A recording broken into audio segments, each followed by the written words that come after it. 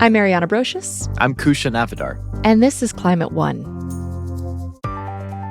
So I'm excited about today's show, Ariana. Every year at Climate One, we grant the Stephen H. Schneider Award for outstanding climate science communication to one scientist who's doing great work in, yeah, you probably guessed it, communication, specifically of the climate kind. And this year's winner is Jonathan Foley, the executive director of Project Drawdown. And if you're asking, what's Project Drawdown? Well, they're one of the world's leading guides to climate solutions. They show how actions we take today across food, across energy, health, and even land use can meaningfully address global warming. Yeah, they like to call themselves the consumer reports of climate research. And their research helps governments and businesses and communities invest in what works most. Besides talking about what works, Foley isn't afraid to call out overhyped solutions that don't have good potential. Yeah, I think at one point he talks about strategies like carbon capture and blue hydrogen as quote-unquote low-tar cigarette kind of solutions. You know, they might make climate disruption a little less bad, but they're not going to make the problem go away. Yeah, exactly. Resources are finite, so Foley argues we shouldn't be pouring time and money into questionable fixes when we already have so many solutions that are proven. So let's hear from Foley himself. I spoke with him on the Climate One stage in San Francisco. Good evening. And John, congratulations. Oh, thank you so much. It's really a pleasure to be here tonight. Yeah, I'm so excited to get to just talk to you more because we talked before in April and you've won the award since then. Yeah. And there's just so much to dive into. And I'd love to start with Stephen Schneider because you knew him. Mm-hmm. He was a trailblazer in climate science communication, incisive. You were saying courageous before we came up here, and he was a mentor of yours, right? Yeah, Steve Schneider, if you don't know who Steve Schneider was, he was the Carl Sagan of climate science. In the 1970s, as a young scientist from Columbia University, then moving to NCAR, the National Center for Atmospheric Research, he was one of the brightest climate scientists of that generation, for sure. But he also made the conscious choice to serve the world, not just to write papers and do his narrow academic work. He spoke to the media, he wrote books, and he spoke eloquently about the problem of climate change.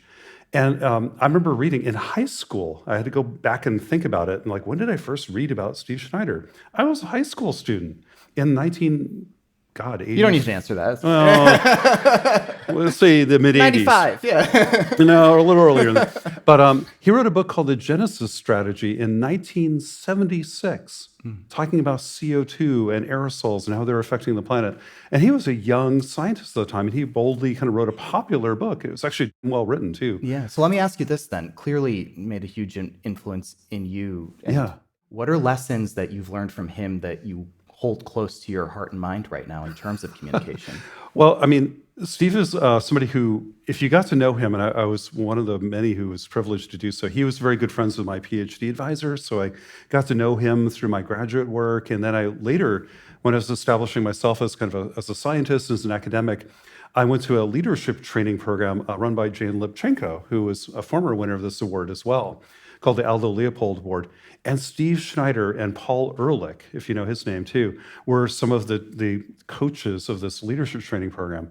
And they were tough. They were like actually kind of brutal. It was really hard. Yeah. I remember they did this thing, so you have to be ready for anything. If you're a public face in a controversial issue, you will be attacked. And so they did this thing during the training session. They called it the ambush interview. And that sounds intense. Yep. And I was the one they chose to do it at. Yeah. So I walked out of a bathroom in a conference center somewhere in Oregon, like drying my hands, and all of a sudden there's a TV camera, a microphone shoved in my face, and Paul Ehrlich and Steve Schneider pretending they were from like 60 Minutes. Oh, wow. It's like, we hear that your research is entirely fraudulent, and you're trying to rip off the American taxpayer, perpetuating this fraud about climate change and its connection to food. Or what? I'm like, oh my God, I almost wet myself. Thank God I just... After you got out of the bathroom. Yeah, thank God I just got out of the bathroom, otherwise it might have been a mess. And I'm like, oh my God, basically, look, you really do kind of have to be ready for anything. You will be attacked. People are not going to like what you say. Yeah. And you have to be ready for that, but know that it's right. He said one thing that was really powerful to scientists in particular, said if you want to be effective in the public arena, there are three things you have to do. One is, know thy audience. Who are you talking to? What are you saying? How do you connect to your audience? Okay, good. Communication 101. And second was know thyself. Who are you? And what is your moral compass? What are you trying to say? Who are you? Pretty important. And third was know thy stuff. And he said, I think he'd be really horrified by Instagram influencers and people like that trying to take over climate communication instead of people who've devoted their lives to studying it. I think he was really a passionate, we had to stick to the facts and to knowledge and hard-won research as a real scientist, but also be in the public arena. So I find it so interesting that you bring that up, because that to me is so much about being a scientist, but also being a leader in general. Like you're talking about being visible in your community, talking about knowing audience, self, and stuff, right? Those are the three things that you mentioned. And I imagine, I guess I'm asking you how you balance all of that when you are so visible. You brought up social media, so I want to talk about that for a second. There was a time where you put a lot of your personal life on social media. How do you navigate that? How do you think of yourself, John Foley, the scientist, John Foley, leader of Project Drawdown, John Foley, the person who cares about the world and sharing of yourself in social media and in general for the community? Well, that's a really difficult balancing act, because I think there's a need to be genuine in communication and to be, the whole person. We are, in fact, whole people, right?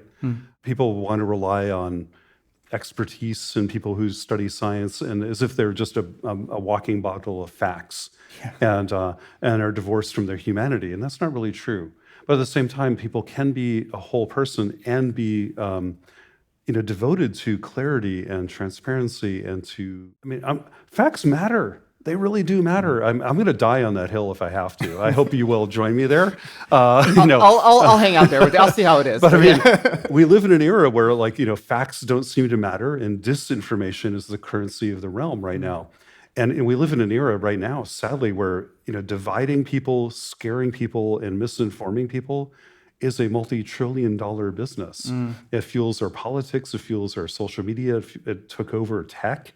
It's become a pretty terrible force, I think, in the world. And I think it's important for us to regain a semblance to facts and knowledge and what is true, what is really true, not what we believe is true, but what is actually true, what is verifiable, and to reclaim our humanity. I think that's important to keep those in balance. And my childhood heroes were Carl Sagan and people like Steve Schneider, people who said, no, evidence and facts matter, but so do people, so does being genuine, and so does being human. Yeah. And you can keep those two things in balance. Well, also as being a leader, it is these platforms are tools to send messages as well about the current state of what you represent. We came across a tweet of yours from June 2015, and it really stood out to me. So 2015, oh my God. Yeah, I wanted to get your take on it. We did our research. You wrote, okay, this is from you, dear male scientist colleagues, stop being an asshole. Did I say that? Thanks, John. Where did that come from? Well, I don't remember. Well, 10 years ago. Go back on the spot. Yeah, I'm blessed with a short memory, I guess. Yeah. Well, I don't remember, so I can't speak to that specific tweet or whatever it was back when there used to be a Twitter. But I think it's important for people to be, authentic and say what's on their mind. And I think at the time, I'm just guessing, is probably seeing a lot of really pretty reprehensible behavior of folks who are just like, hey, wait a minute, let's chill out, let's give an equal voice to other people, especially women in science. In climate science, there's a terrible history of this, of being very, look, two dudes on a stage here, whoops. But we're in a field that came out of physics originally, is still pretty male-dominated. The energy sector is pretty male-dominated. So I think we owe a real obligation to make sure we're providing space and willingness to hear other voices, and kind of a deliberate attempt to do that. Yeah. I think that's what I was speaking to. Yeah, for sure. Although I was being a little bit flippant. Or real, maybe? Or maybe just real. Yeah. Was there ever a time where you feel like you were an asshole? Yeah, sure. Yeah. Plenty. Yeah.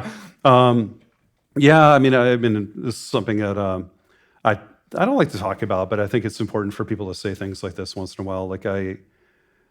years ago, a long time ago now, thank God, but it was a while back where I was going through a really difficult time. I had kind of lost everything that anchored me in the world. I was in a job that I didn't realize it at the time, but it was slowly killing me at the time, and it was just eating away at my soul. I've learned that lesson very hard way, but I took myself away from being a scientist and a science communicator into being more like an administrator. And I was more focused on like raising money and politics and the business side of doing what we do in our world. And that was hard enough. And I was slowly kind of losing who I was, and I didn't see it. At the same time, I went through a very, very painful divorce and was losing, family at the time. It was really hard. And a lot of people in this audience and listening later can relate to that too, I'm sure. Yeah. And those two were colliding at the same time. And I think I became a really difficult person to be around probably at the time, because I kind of lost a grip of who I really am, who's actually, I think, a pretty good guy most of the time. And it took me a few years, but I've learned there are three things I had to come back to. Once was a sense of purpose in the world. And for me, that is doing good science, but making sure science does good. That's my life's purpose, period. And I lost that. And now I'm back. It took me a few years to come back to that, but I finally got back to that and found that, running a bigger organization with more responsibility wasn't the key to that. It was actually getting more in the trenches. The other was being with the right people. I've now remarried. I found the love of my life, and really Andy, who's here tonight, who's anchored my life in so many beautiful ways and changed so much of my life for the better. But also just reconnecting to like former students and colleagues and people I owe so much to, and they owe much to me, and kind of a trust. Community. Yeah, a real community. I lost that. And then finally, kind of a sense of place in the universe of like, why are we here? What are we here for? Whether you call it spirituality or a sense of moral duty or something, but I think we're all here for some reason. And it's up to us at some point to figure out what that is. And once I did, I've felt myself again. Coming up, are we focused enough on addressing the right problems? A third of the climate problem, a full third of it, is related to food. And we don't talk about it. In fact, food only gets 4% of global climate media coverage. It only gets 3% of global climate funding, but it's 34% of the problem. That's up next when Climate One continues.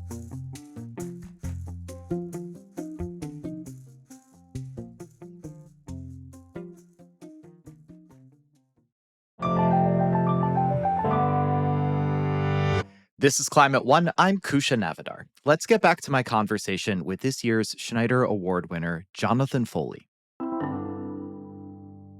I want to give a quick plug, if I could, because this is a tool please. that I've really enjoyed. On your website, you have this tool called Drawdown Explorer, which I'm looking at right now. Basically, it identifies and characterizes climate solutions. And it says, these are ones that we recommend the most, that could make the most difference on a certain time scale. These are the ones that we think are least effective. And folks, it has stuff like breaking down how much of the problem could be solved by each action.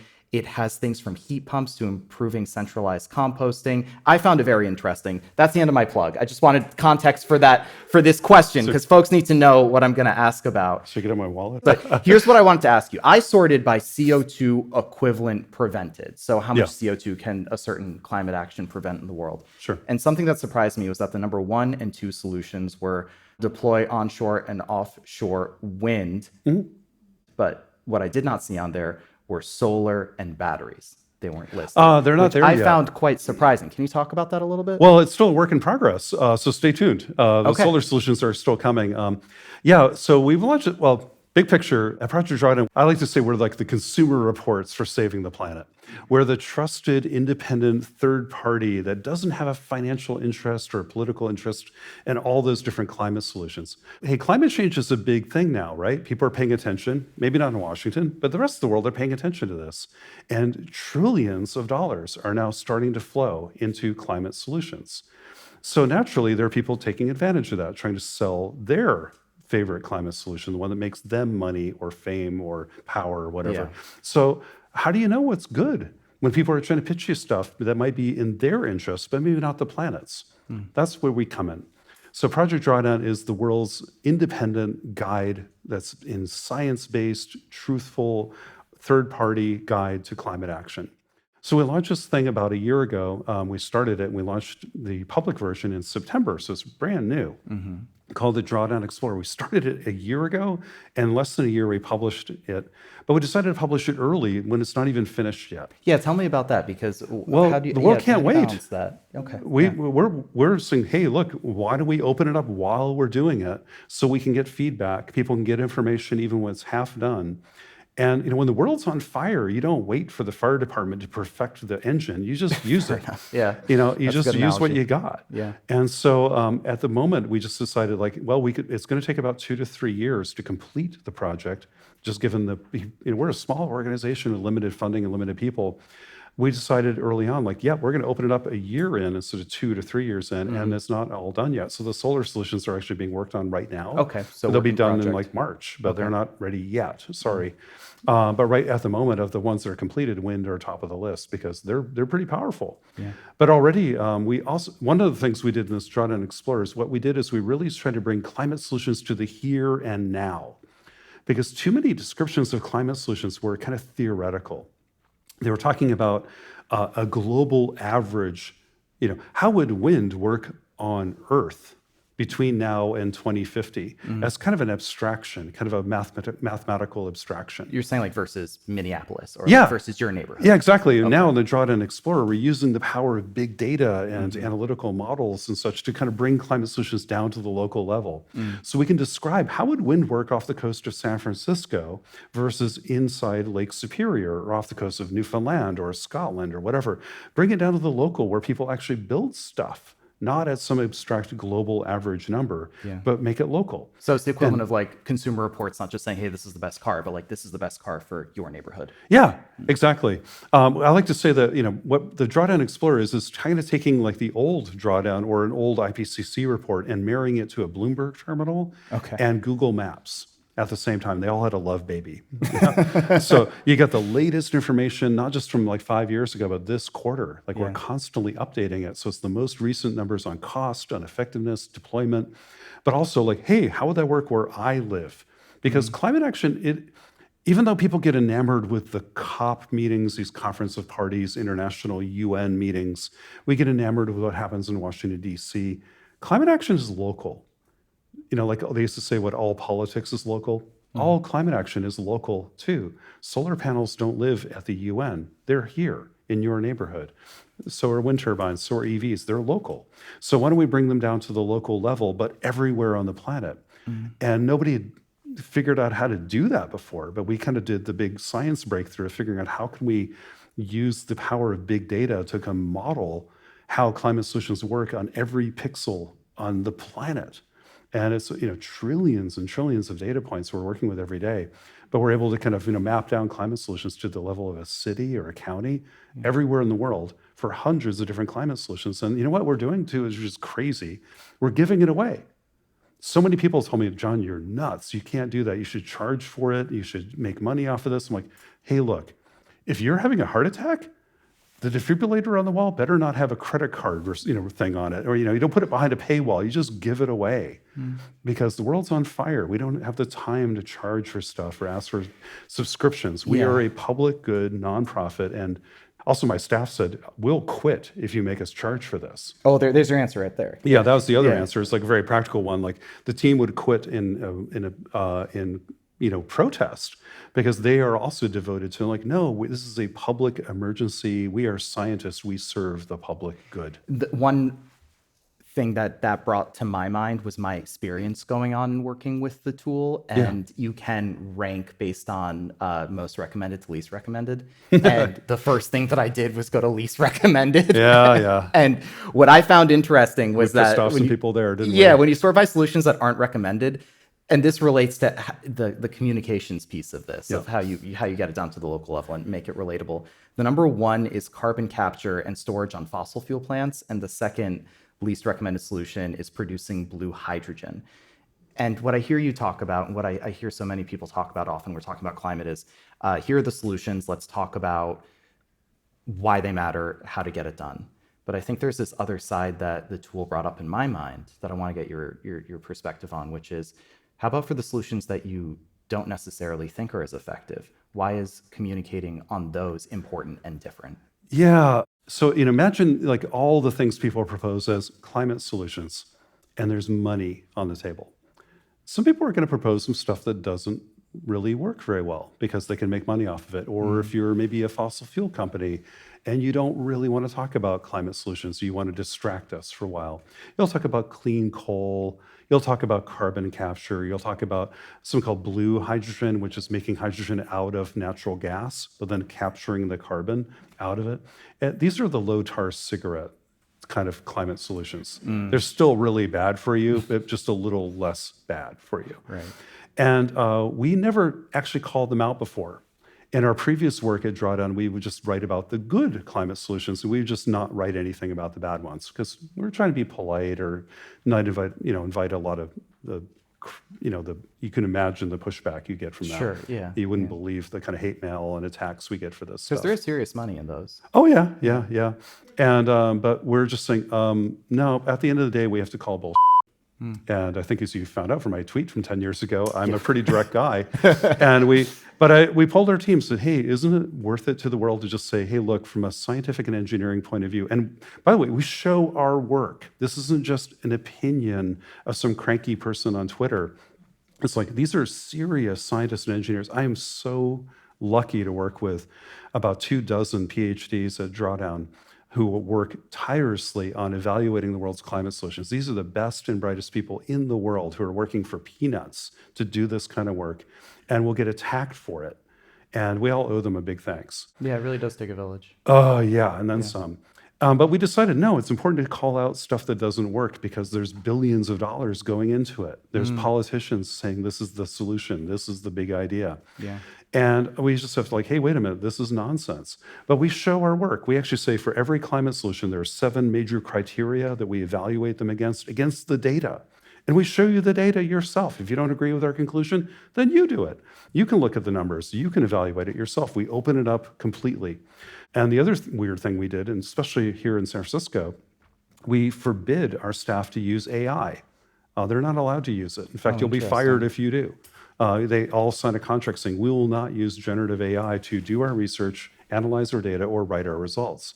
We have to stand behind it, and we make everyone sign that contract, and every solution shows who worked on it, who reviewed it, and every single solution is reviewed by 2 other independent institutions before we publish it. Oh, wow, yeah. So it's about as rigorous as the world gets nowadays, especially a world where people lie for a living. In politics and tech and business. So it's really important, I think, to kind of show your work, show the numbers, and show how you did it. And AI is a plagiarism engine. It doesn't show how it does anything. It's just a mystery black box that spits out a number. And a recursive engine too, which I think is an important very aspect dangerous of that. Yeah. I mean, again, there are certain AI type things that are very helpful, little algorithms that adjust the thermostat of a building to regulate, more energy efficiency. That's great. Yeah. But writing a term paper for you, writing a research article, that's terrible. Well, then let's get to one topic that I wanted to be sure that we touched on because it's your expertise as well, which is food systems. Oh, man. Right? There's so many intractable problems. Food systems is one of them. I'd just like to get your take on how you balance feeding a population while also preventing overuse and emissions. What is your current thinking on that intractable problem? Or not intractable forever, but well, that's a messy problem. Very thorny, yeah. Yeah, I mean, so just to ground people here, so when we think about climate change, we usually think about smokestacks and tailpipes, right? We talk about fossil fuels and energy and stuff we can, coming out of the bad, dirty fossil fuel industry. Well, you're 2/3 right. But a third of the climate problem, a full third of it, is related to food. And we don't talk about it. In fact, food only gets 4% of global climate media coverage. It only gets 3% of global climate funding, but it's 34% of the problem. So there's a 10-to-1 gap between the size of the problem of climate change and food and the attention and money it receives to solve it. Wow. So it's the orphaned part of climate change. You can't solve climate change without thinking about food. The biggest problems with food are deforestation. That's number 1 on the list. Deforestation now emits about 12% of the world's greenhouse gases. To put it in comparison, the United States emits 8% of the world's greenhouse gases. So this is like 1.5 times the size of the entire US economy is rainforest burning down around the world, mostly for agriculture. That alone is horrific, and we don't talk about it enough. We don't spend nearly as much time, money, and attention on deforestation. That, to me, is the number one environmental problem on the planet, because it's a big contributor to climate change and number one contributor to biodiversity loss, and it tears apart whole communities and livelihoods of people who live there, mostly indigenous communities. Why are we ignoring that inequity in attention versus one, it's impact? far away. It's hard to talk about. And 3, there's a lot of money spent to make us not talk about it. You think big oil has a big megaphone to distort the landscape of our public discourse? Wait till you meet big food. Big food spends more money on public perception and marketing and lobbying than big oil or even the defense industry. You think, yeah, big oil is minuscule compared to big food in terms of shaping our politics and our public discourse. So for you, what do you do about it? Like, what's the you stick your neck out and say those things, and then you get attacked for it. Okay. You wouldn't believe the kind of hate mail and death threats and stuff that you get when you talk about this stuff. It's every day. Death threats. Death wishes. Death wish. Okay. Death threats are I feel like specific. we're talking about differences of Yeah. gray to light gray there. Yeah. That's So hey, do you want to work on climate change? This is what it is. Yeah. Death threats are like where I know where you live. I mean, the FBI will say a death threat is like, I know where you live, and here's a photo of you with your children, and I'm coming for you. Like that's a specific threat. Death wishes are like you and your family should be lined up and shot. wow. The death wishes I get daily. Death threats very rarely. Thank And goodness. on food more than anything. Yeah, talking about else. food, talking about beef. It turns out beef is the biggest polluter in climate change you will ever encounter. When you burn a pound of coal, we're told coal is the dirtiest thing when it comes to climate change. If I take a pound of coal and I burn it, I'll make about 2 pounds of CO2 out of burning that pound of coal because I mixed it with oxygen in the atmosphere. If I take into account all the mining coal and the methane related to coal, maybe it grows up to 4 pounds of greenhouse gases from 1 pound of coal. But if I eat 1 pound of beef, it turns out that produces about 100 pounds of greenhouse gases in the production of beef. So it's between 25 and 50 times more potent a climate polluter than coal. It's other than weird esoteric chemicals like in your air conditioning unit or something, it's the most polluting climate substance on Earth is beef. And it's one of the biggest industries in the world, and they don't play nice. Sure. And they greenwash like crazy. They'll make whole entire movies and documentary films about how they're solving the problem and everything. But it's all greenwash and it's nonsense. So and when for you point you, that out, you it's- get attacked. Yeah, you're sticking your neck out. You are Oh, yeah. getting attacked. Yep. What are you saying? Like, can you give us the 1 minute Don't eat elevator beef. pitch? Don't eat beef. Or eat less. Oh, again, I still eat a little bit of beef. You know why I do that? To be relatable. If I try to become a vegan from San Francisco and talk about, let's all eat tofu, like nobody's going to freaking listen to you. Come on. Rule 1, know thy audience. Yeah, know thy audience. People like meat. Yeah, people like meat. It tastes good. I like it too. But I'm like, hey, maybe I don't have to eat very much. I'm not going to waste my beef budget for the year on greasy hamburgers and crap at a fast food restaurant. No way.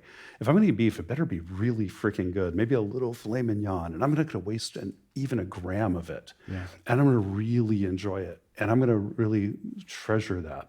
And I find that message relate, like folks who are kind of on the political spectrum, maybe a little bit more conservative, who love beef and whatever. I'm like, hey, I like beef too. I'll eat it occasionally, maybe on my birthday or a special occasion, or I go to somebody's home and they're serving beef. I'll definitely eat it.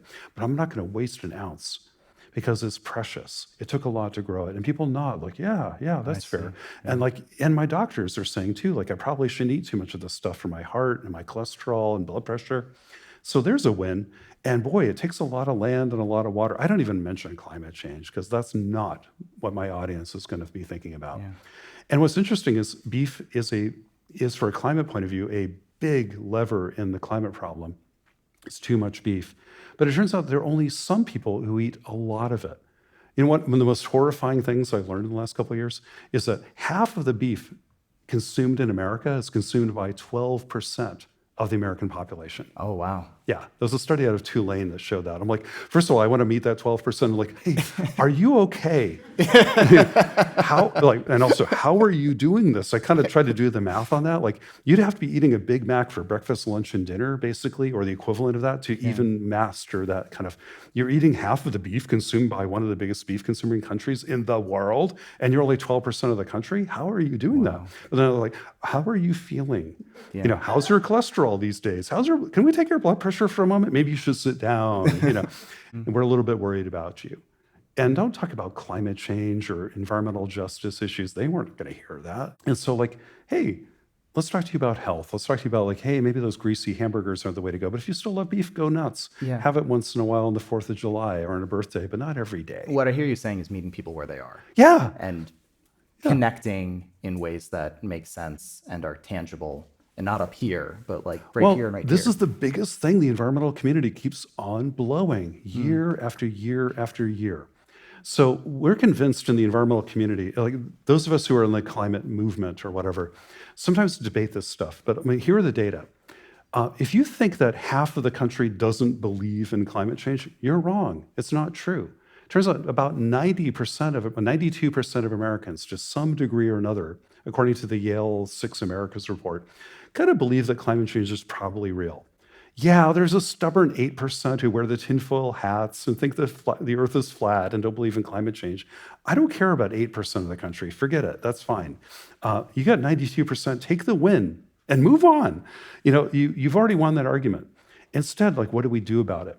And the problem is that, people accept climate change as real. They're kind of worried about it, but it's not their number one issue.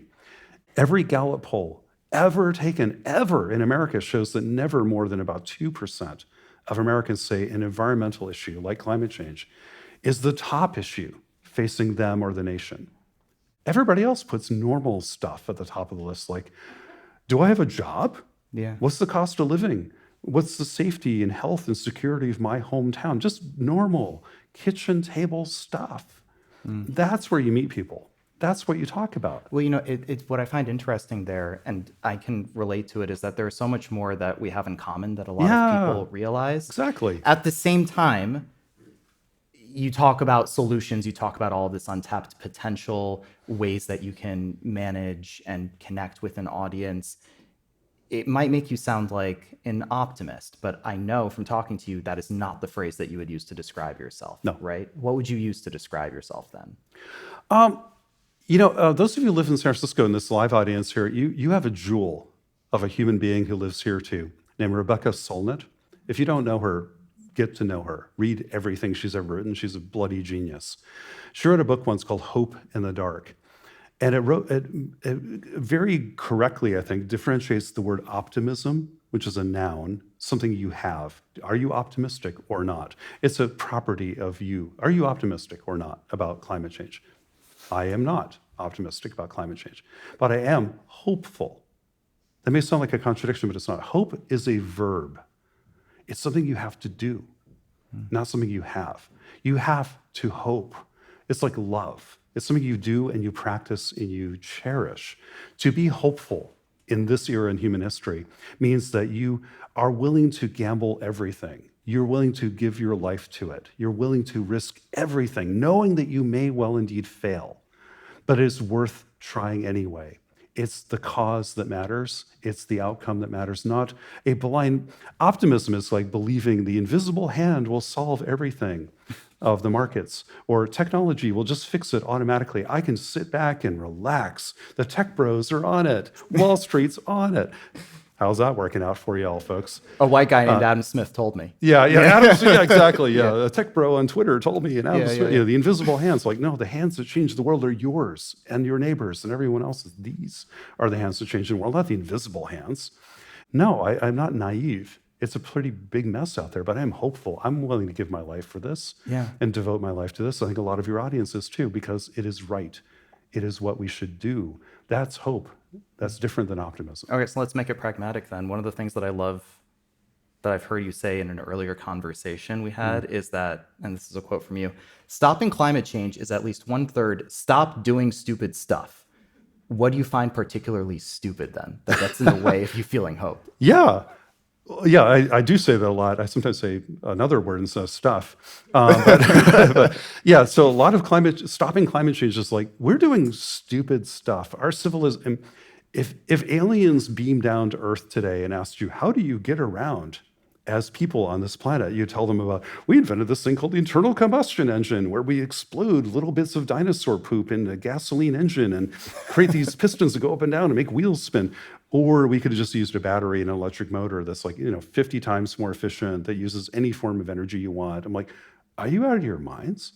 This is clearly the better technology. Why are you doing this stupid thing? Or like growing food. Why are you tearing down the Amazon rainforest to grow beef that could have been grown anywhere else? And then you waste 40% of all the food grown on the planet is never even eaten. And yet it dominates most of the land, water, and even climate emissions of your planet. That's pretty idiotic. So if you were to give our human civilization an audit right now, I think you'd get an F, or at least a D-. So I'm like, are you being efficient? Are you being wise with your use of resources? Are you thinking about the future? And if you ask yourself, how could we do things better? Climate solutions aren't about left versus right, or environment or not, or green versus dirty, or whatever. It's about better. Climate solutions are about doing something better, like providing energy better, cheaper, more reliable. Hell yeah. Let's make food that's delicious, nutritious, safer, and better.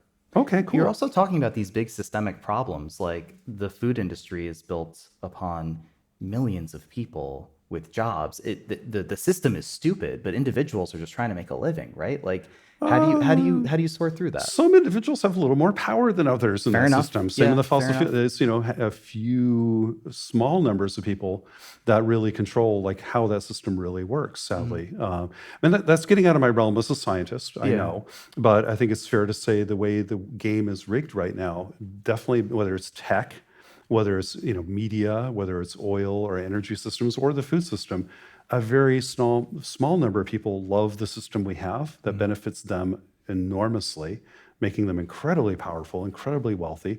And if I were one of them, I'd probably hold on for dear life too, right? And lie and cheat and steal my way to keeping that system. It's probably human nature, greed.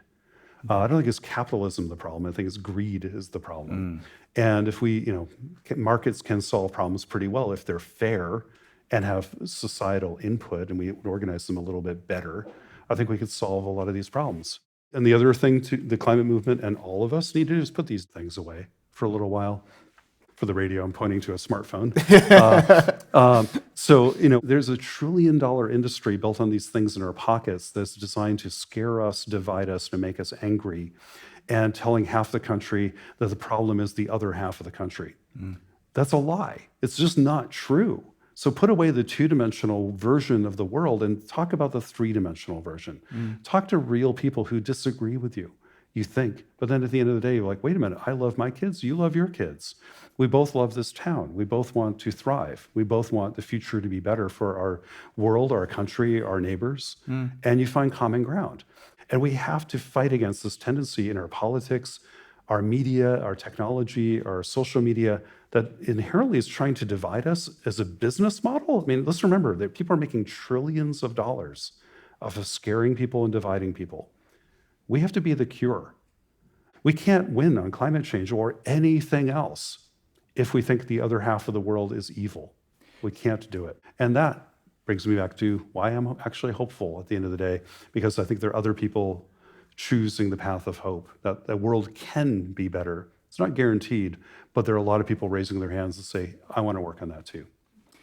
Jonathan Foley is Executive Director of Project Drawdown and winner of the 2025 Stephen H. Schneider Award for Outstanding Climate Science Communication. John, thank you so much for joining us on Climate One. Thank you. Thank you so much. Thank you. Absolutely. Thank you.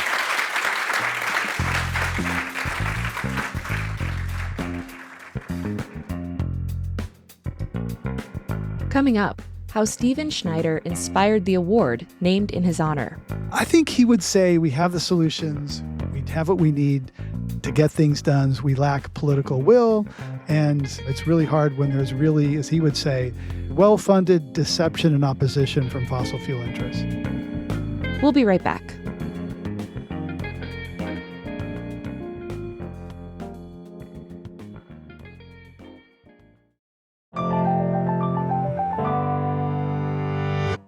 This is Climate One. I'm Ariana Brocious. Stephen H. Schneider was a professor of interdisciplinary environmental studies at Stanford.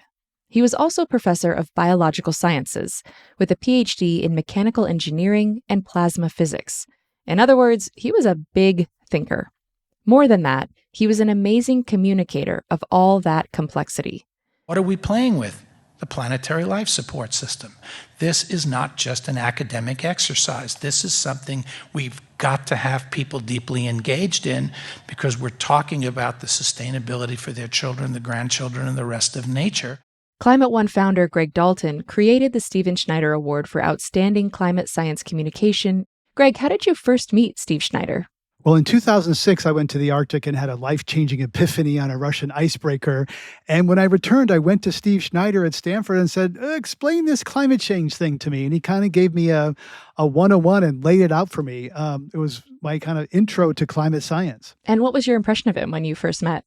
He was definitely a big thinker, big brain, and he thought in an interdisciplinary way that few people did at that time. He thought about the science, the economics, the communication. So he kind of inspired you to start Climate One, right? Right. He was the first member of the Climate One Advisory Committee when I was just this guy talking about climate.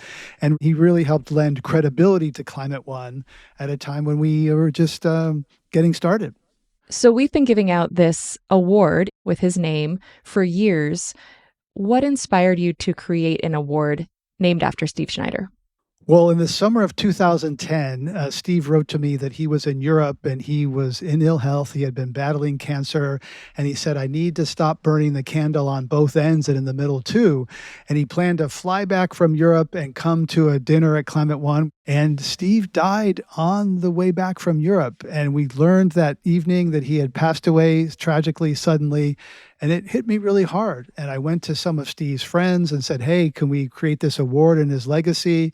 And maybe it was kind of me honoring my dad in some way, who also died quite young, and created this award in Steve's honor because he was such a singular, fearless communicator of climate science. Yeah, that must have been really hard to have that happen, period, to lose someone like him, but also around a Climate One event. Yeah, it was quite shocking. That event turned into sort of a wake or remembrance that evening. Took quite a dark turn because it was a pivotal time in the climate fight. The big climate bill had just failed in Congress, and things were quite dark. And losing such a light was a real hit. Yeah.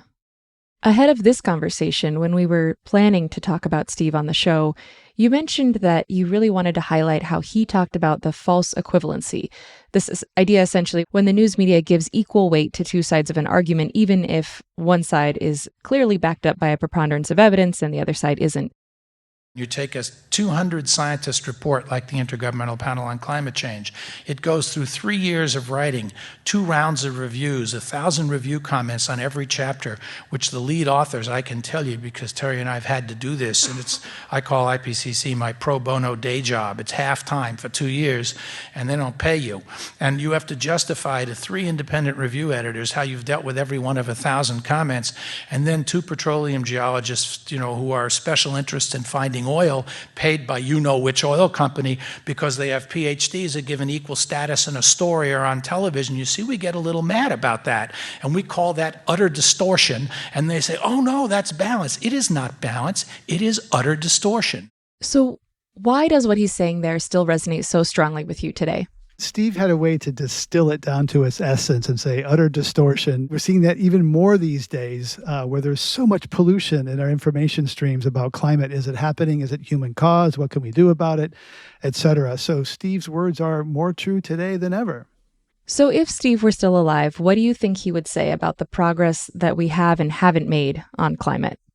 I think he would say we have to remember that at the time of the Paris Climate Accord, we were on track for 4 degrees of post-industrial warming. And no one wants to live in a 4-degree hotter world. It is, awful. And now we're on track for what, 2.5, 2.7, somewhere in there. So we have made progress and bent the curves. And the worst case scenarios are not as scary and bad as they used to be. And yet we also know we need to do more faster. But he would say, let's not forget the progress we've made, because I think sometimes the conversation is like, oh, we're all doom and gloom and Eeyore. We've made progress. Bad things have happened and they will continue to happen. And to try to hold that balance. Yeah, and I hear that. I also think that there's a tendency for people to think that climate change is sort of decided, and that can make them feel really defeated. Just people in general, the public writ large. And so what would be Steve's advice for how to communicate specifically with people and give them the sort of detailed understanding of what they need to know? That's a big task. I mean, every action is significant and, insufficient. We all need to do more. Policy is a big lever, and we have the solutions, and we need to implement what we already have. That's what I think he would say. And I'm reluctant to speak for such a great communicator, but we have the solutions. We have what we need. We lack political will. And, it's really hard when there's really, as he would say, well-funded deception and opposition from fossil fuel interests. For the past 15 years, Climate One has awarded the Stephen Schneider Award for Outstanding Climate Science Communication in honor of his legacy. So how would you describe his legacy? He trained a whole generation of climate communicators. They're out there today, teaching in states like Utah and other universities around the country. His last book was Climate Science as a Contact Sport. People who went to climate science were kind of nerds who wanted to be in their labs and look at, lots of charts and data and models. They didn't necessarily want to be involved in political debate, and they kind of got dragged into that. And I think people coming into the field now know that climate science is a political area, so you kind of know that going in. But back then, climate got political and was imposed on a lot of scientists. And Steve sort of showed the way for people how to navigate that.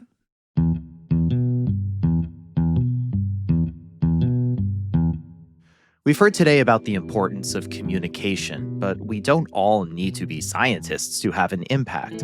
One resource many of us overlook is our own time. When it's directed strategically, it can be a major climate lever. Eliza Nemser leads Climate Changemakers. It's a group that helps ordinary people become powerful advocates for civic action and climate policies. Greg Dalton spoke with her last year about her own journey into climate activism. I knew very well we're at a stage where we need transformative systemic changes, and progress hinges on our policymakers and their willingness and commitment to lead on climate. So I started looking for my climate job, and I started looking for grassroots volunteer opportunities. And I signed up with a ton of organizations. My inbox was flooded with take action buttons, and I would click, and then I would feel this sense of disappointment, like I was asked to sign a petition and then pitch in $10. I also learned about grass tops advocacy, people meeting with decision makers and their staff, writing op-eds, that kind of thing. It's more time intensive, but very effective, and mostly left to the professional environmental advocates and business leaders and donors. So I became kind of fixated on how do we broaden participation in those strategies? Like, how do we democratize that? And so just if I could jump in there, could jump in there, grass tops and grassroots. What's the difference between grass tops and grassroots? It has to do with kind of proximity to power and the strategies themselves. And frankly, sure, business leaders and people for whom it's their day job and donors have more proximity to power inherently, but we all can gain proximity to power. I mean, anyone can reach out and schedule a constituent meeting and meet with policymakers and their staff. Most people don't, but anyone can. And surely if we're all using our own spheres of influence, our own networks, we have more proximity to power than we think. So there's very much ways to engage as a volunteer. I think it also has to do with how the time intensive the strategies are, right? So again, these are taking the time to write letters to the editor, taking the time to have these meetings, taking the time to reach out in a personal way. And I think that's key to the time intensity. A lot of Volunteerism is sort of, the annual beach cleanup or Earth Day. So talk about the time dimension here in terms of, is effective advocacy like weekly, monthly, or is it something I can check the box and feel good about and move on in kind of a contained period of time? I think both. It can definitely and needs to be time bound, right? We're talking about volunteerism. It also needs to be sustained and kind of habitual.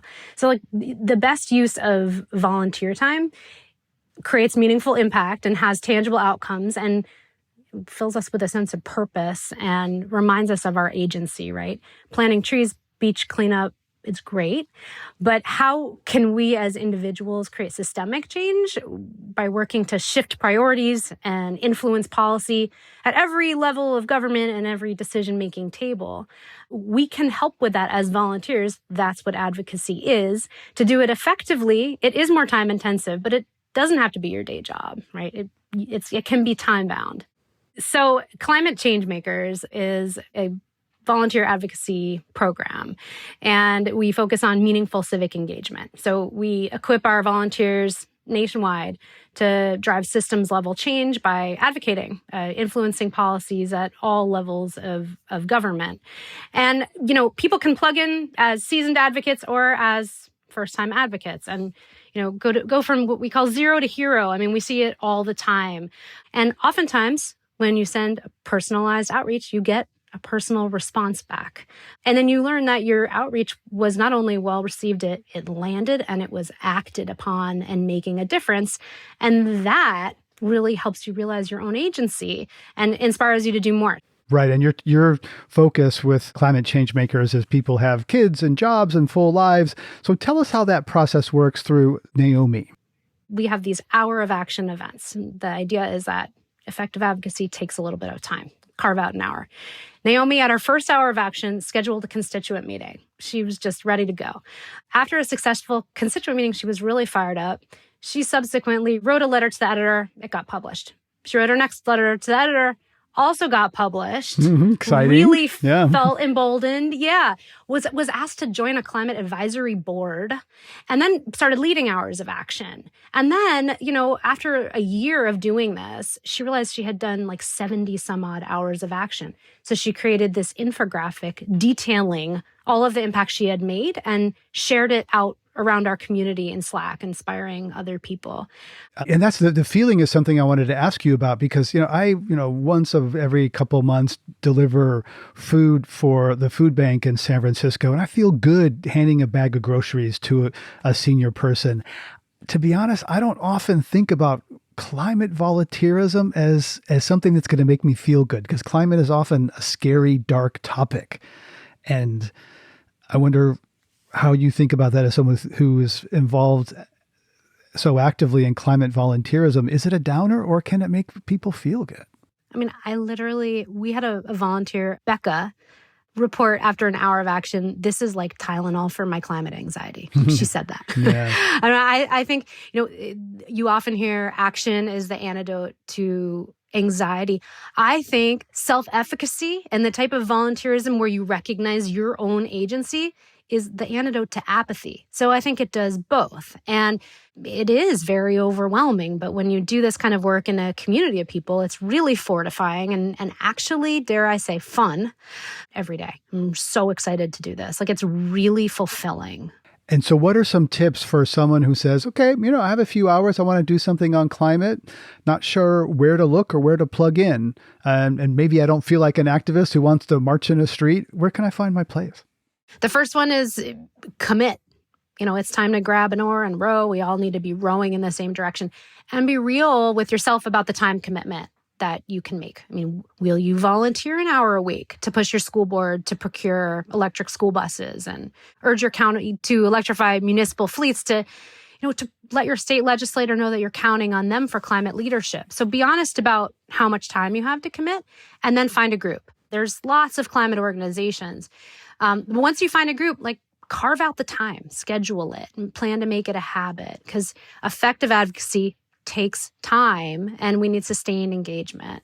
And then my other advice is to be courageous. It takes you out of your comfort zone, and be ready to level up and do more and grow into your leadership. We need people who are helping to normalize civic participation. So setting a very visible example and talking about why you advocate. What moves you? What are you trying to protect? So I think the main thing is show up. Right. And you touched on find a group, which means it's kind of relationship based. I think a lot of people often think about impact and less about who they'll be doing it with. So talk about the social component of lasting and meaningful climate change. Yeah, it's pretty hard to stay motivated to do something over and over without a community to support you. I mean, the community component is huge. It's hugely important because, without that, you're going to fizzle out. But when you realize you're not in this alone, a lot of us are going through this, and we can all be part of the solution together. And then there's this added bonus of collective action. You have an outsized impact, right? We're greater than the sum of our parts, kind of thing. But it's very important to feel that you're part of a community, which is why it makes sense to explore different groups and find your action home. Frankly, we need more leadership on climate. We need community leaders. We need our elected officials leading. And so learning how to be an effective advocate that's your path. That's your path to being a climate leader. Right. And I guess we can all be a leader in some way, both in our homes and our lives. And then some people will go into the civic square, public sphere. Eliza, thanks so much for sharing your examples of people going from zero to hero. Thanks for having me, Greg. Hey, everyone, it's the end of our show, and that means that it's time for Climate One More Thing. Ariana, what do you got? I read an interesting article this week in E&E News about how Florida Governor Ron DeSantis is wanting to put more restrictions on data centers in his state. And I found this surprising because there's a lot of discussion at the national level happening around where these data centers should go, a lot of concern about how much energy they use, water use, noise, other factors. And a lot of governors are welcoming these, or at least making things easier for them. And he's taking kind of a different position. He especially doesn't want to see utilities charge residential ratepayers higher rates to support data centers. And I think that's important because there are concerns across the country about rising energy prices, and this is one of the big reasons why that's happening. And surprising that it's coming from DeSantis, too, like of all people, right? Yeah, I think given his position on other issues, I would have expected him to welcome data centers maybe, or at least not sort of stand in the way, but actually calling for state-level restrictions and, setback requirements and things like that surprised me. So, yeah, interesting. Totally. And I think this is going to be a point of strange bedfellows and of a lot of tension over the next coming years when we see literally like man versus machine with where our energy goes, residential homes versus data centers. It's an ever evolving and intricate policy issue. And yeah, I find that very interesting too. Well, that's our show. Thanks for listening. You can see what our team is reading by subscribing to our newsletter. Sign up at climateone.org. Climate One is a production of the Commonwealth Club. Our team includes Greg Dalton, Brad Marshland, Jenny Park, Austin Colon, Megan Basilia, Kushan Avadar, and Rachel Lacey. Our theme music is by George Young. I'm Ariana Brocious.